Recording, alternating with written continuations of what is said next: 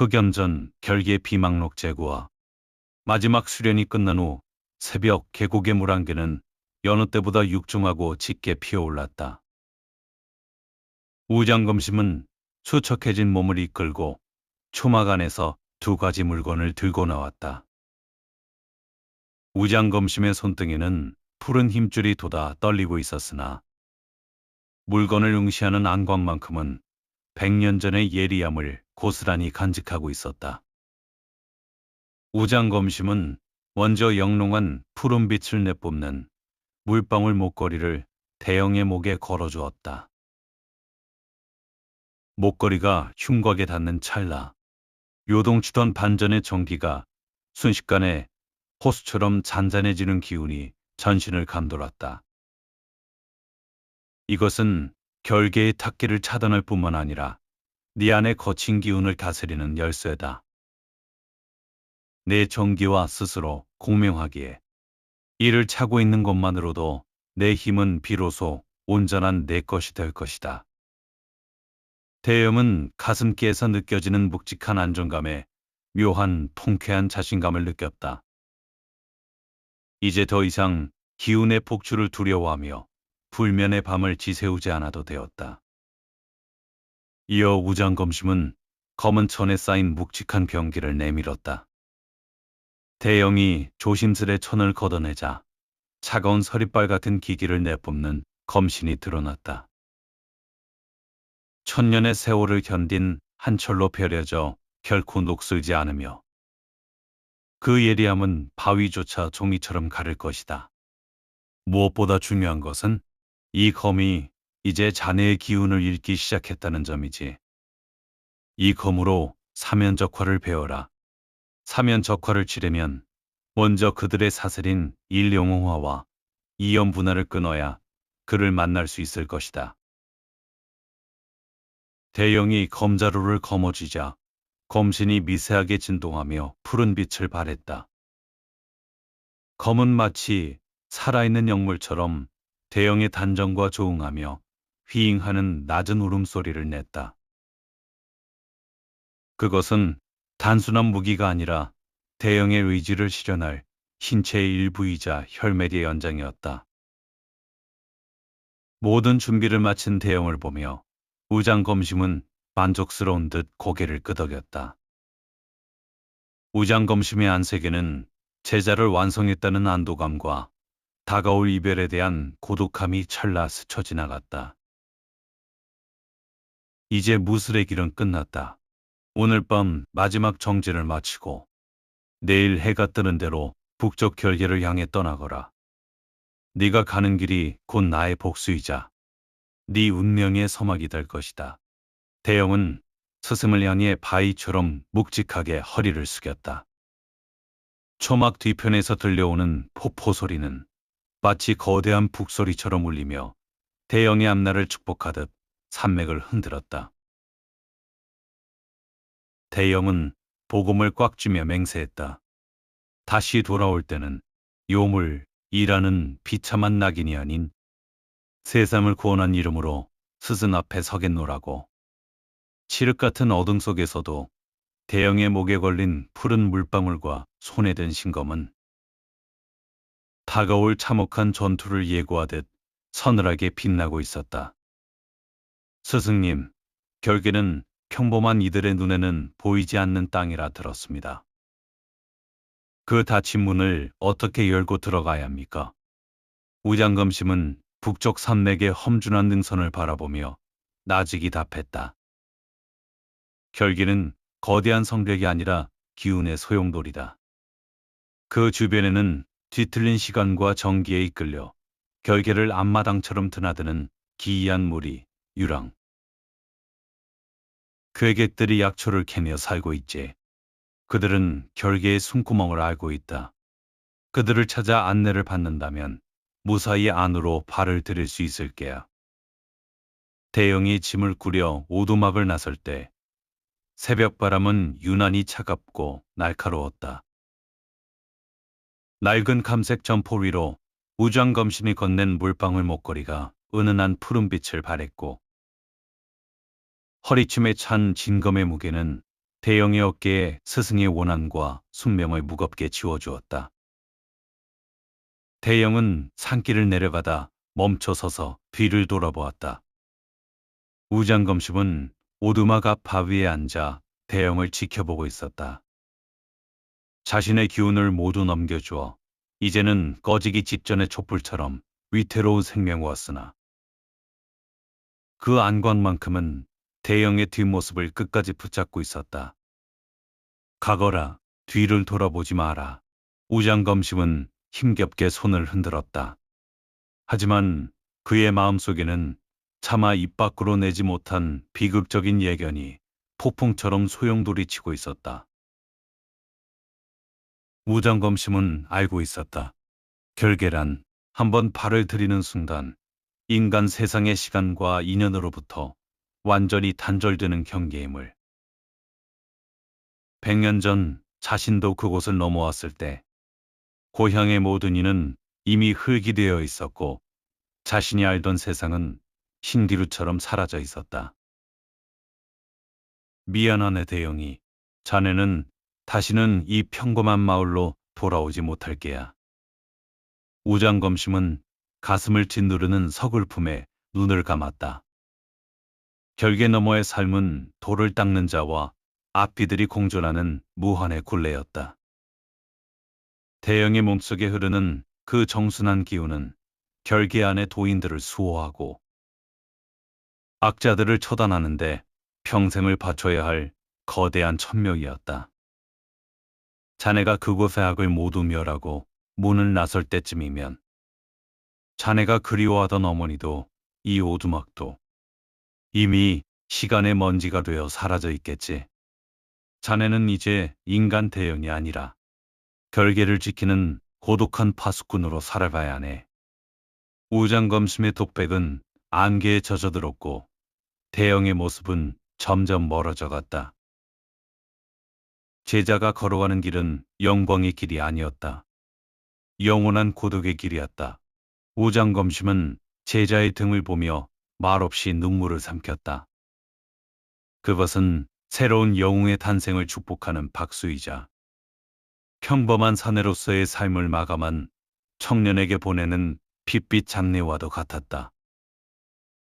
대영의 가슴에 닿은 푸른 물방울 목걸이는 시린 냉기를 내뿜으며 요동치는 단전을 진정시켰고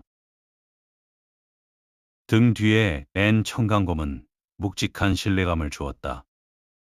하지만 결계를 향하는 길은 스승의 경고보다 훨씬 가혹했다. 북쪽으로 깊숙이 파고들수록 숲은 빛을 잃어갔다. 기괴한 형상으로 뒤틀린 고목들은 마치 고통에 몸부림치는 망자들처럼 대영의 앞길을 가로막았고 지면에는 정체를 알 수 없는 서늘한 기운의 안개가 깔려 방위조차 흐려졌다. 열흘의 시간이 흘렀다. 대영은 짐승의 길조차 끊긴 깊은 숲속에서 홀로 헤매고 있었다.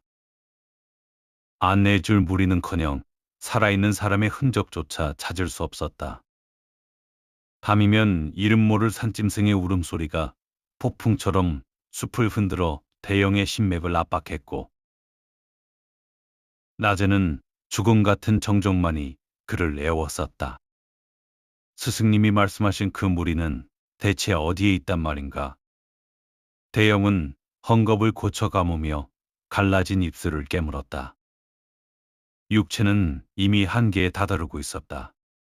평생을 따라다니던 그 지독한 외로움이 다시 그림자처럼 대영의 발목을 낚아챘다. 폭포 아래서 얻었던 통쾌한 자신감조차 며칠째 이어지는 공허한 방랑 앞에서는 조금씩 무뎌져 갔다. 숲의 정적은 죽음보다 무거웠다.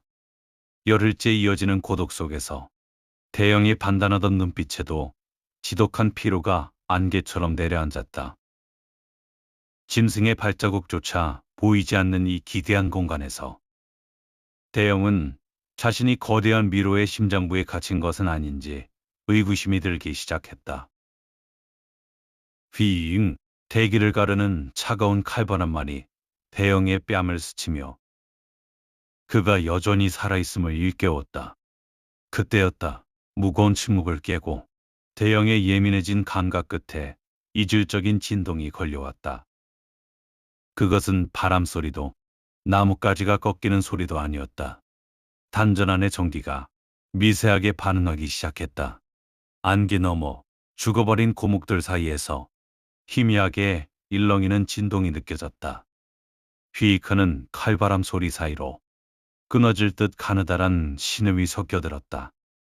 대염은 본능적으로 신형을 낮추며 청강검의 자루를 꽉 쥐었다.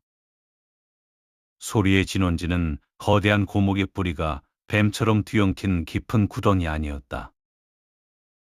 대영은 가볍게 도약해 구덩이 곁으로 다가갔다. 그곳에는 한 소년이 흙먼지를 뒤집어 쓴 채 낙엽더미 위에 쓰러져 있었다. 소년의 안색은 창백하다 못해 투명했고 온몸에서는 서늘한 기운의 식은땀이 비오듯 흐르고 있었다. 대영이 소년을 끌어올려 바위에 뉘자 소년의 가슴께에 새겨진 기이한 문양이 드러났다. 그 주변으로 검은 탁기가 마치 살아있는 유충처럼 꿈틀대며 소년의 생명력을 갉아먹고 있었다. 대영은 그 불길한 전기에 소름 돋는 섬뜩함을 느꼈다. 그 순간 대영의 가슴에 걸린 물방울 목걸이가 강렬한 푸른빛을 발하며 진동하기 시작했다. 목걸이에서 흘러나온 정순한 기운이 소년의 몸을 감싸자 검은 탁기는 파도에 씻겨 내려가듯 서서히 잦아들었다. 소년이 천천히 눈을 떴다. 호수처럼 맑고 큰 눈동자가 대영을 응시했다. 정신이 든 소년, 미루와는 대영의 손을 거칠게 뿌리치며 뒤로 물러났다. 짐승의 공격을 앞둔 작은 초식동물처럼 몸을 웅크린 그의 눈망울에는 지독한 경계심이 서려 있었다. 누구야? 당신도 한패야? 여기까지 딸을 잡으러 온 거냐고? 미루와의 목소리는 파르르 떨리고 있었다. 그 안에는 지옥을 목도한 자만이 품을 수 있는 깊은 절망이 배어 있었다. 대영은 청강검에서 손을 떼고 최대한 담담한 눈빛으로 소년을 바라보았다. 진정해라. 나는 그들과 한패가 아니다. 나는 이 안개를 뚫고 결계를 넘어갈 길을 찾던 방랑자일 뿐이다. 구덩이에 빠진 너를 발견한 건 우연이다. 대영의 차분한 어조와 가슴에서 은은하게 풍겨나오는 정순한 기운에 소년은 조금씩 긴장을 풀었다. 대영은 헝겊 감은 손을 내밀지 않고 적당한 거리를 유지한 채 물었다. 혹시 알고 있느냐? 이 안개를 뚫고 결계 너머로 나를 안내해 줄 자를. 그 말에 미루어의 얼굴이 다시금 창백하게 질렸다. 소년은 자신의 가슴에 새겨진 문양을 움켜쥐며 나직이 읊조렸다. 안내라니요? 나는 그 결계에서 도망쳐 나온 거예요. 그 지옥 같은 곳에서 죽기 살기로 안개를 뚫고 나오다 기운이 다해 쓰러진 거란 말이에요. 소년의 고백에 대영의 안색이 일순간 굳어졌다. 스승 우장검심이 말했던 결계를 계집처럼 오가는 무리. 그 기대와는 달리 눈앞의 소년은 그저 죽음의 문턱에서 간신히 기어나온 가련한 도망자였다. 대영은 놀람을 감추지 못한 채 소년의 어깨를 가볍게 짚으며 물었다. 너 같은 소년이 홀로 안개를 뚫고 나왔단 말이냐? 혹시 내 곁에 다른 사람은 없었느냐? 길을 안내해줄 어른이나 너와 함께 탈출한 다른 이들은? 그 물음에 미루아의 눈동자가 파르르 떨렸다. 이내 굵은 눈물이 뺨을 타고 흘러내렸다. 없어요. 이제 아무도 없단 말이에요. 우리 마을은 그 항아리를 든 그년이 들이닥친 그날 밤 연기처럼 사라졌어요. 부모님도 이웃들도 모두 전기를 빨려 해골처럼 변해버렸고 나만 이 문양 덕분에 간신히 도망칠 수 있었어요. 소녀는 자신의 가슴에 새겨진 문양을 부여잡으며 절망 어린 목소리로 덧붙였다. 결계 안에는 이제 안내줄 사람 같은 건 없어요. 오직 정기를 사냥하는 악귀들과 숨소리조차 내지 못하고 떨고 있는 산송장들 뿐이에요. 미루아는 절망에 젖은 눈으로 대영의 등에 맨 청강검과 가슴의 목걸이를 번갈아 보았다.